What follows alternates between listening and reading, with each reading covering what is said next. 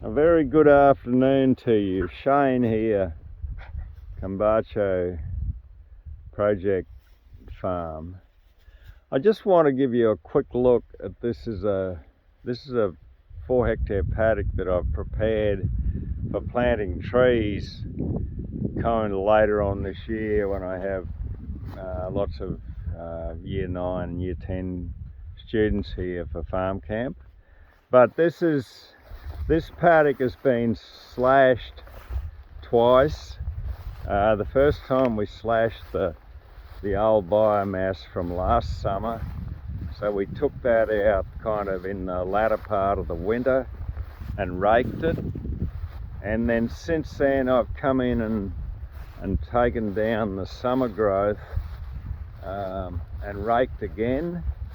So we've got this kind of line of mulch here, which is, we're preparing to plant trees.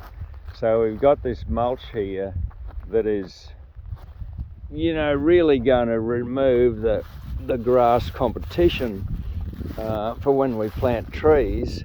And when we dig in here, we've got all sorts of magic happening with the breakdown of this grass and the improvement of the soil. And I guess it's when you look at this paddock and look at the general state of the paddock here and the colour of the grass, and you have a look at these planting lines where we've lined up the mulch, 2 hay cuts or 2 cuts and hay raking. And this is kind of pretty nice here where we've got a continuous run of the mulch. I've been getting a little bit of help in here with Miss Peggy and her friends, my born free pigs. They love these mulch lines, and again I have to kind of talk to them and say, listen guys, we're trying to create a nice environment for you Piggly Wigglies to live in, so you need to kind of cooperate with us and give us a chance to at least get our trees in and up before you start rearranging the mulch lines. But I thought it was a really good thingy for you to look at, in terms of a lot of things. One thing is Glenn Rabenberg of Soilworks and his ABC of soil health, so air, biology and carbon, and that's what these mulch rows are creating.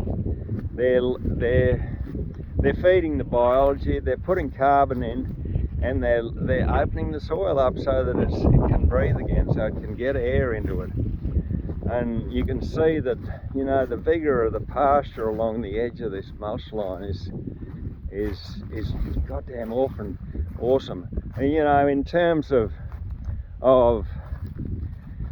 natural sequence farming, and building contours, this I see as quite a valid methodology of slowing the flow of water,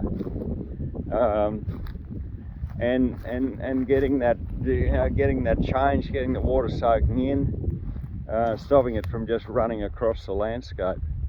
I see this as a quite a valid methodology to achieve that without actually doing any earthworks. And these tree lines, when we plant trees in here, we don't do any soil disturbance until we're planting. When we plant, it's just a banana shovel.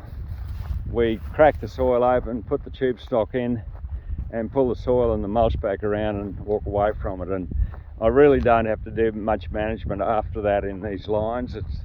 It's quite apparent that once I get these mulch lines well done, and I'll probably rake this paddock again onto this line to beef it up and give it a bit of fat, and then we'll start planting in the end of April through until October. So there you have it. That's, there's one line. Up here where the dogs are, there's another line. So they're spaced across this paddock according to the amount of biomass that we had in the paddock. the volume of biomass dictates how far I can rake with the hay rake. So there you have it. There's a little quick update on our tree planting methodology and what it's actually creating in the landscape. Bye bye.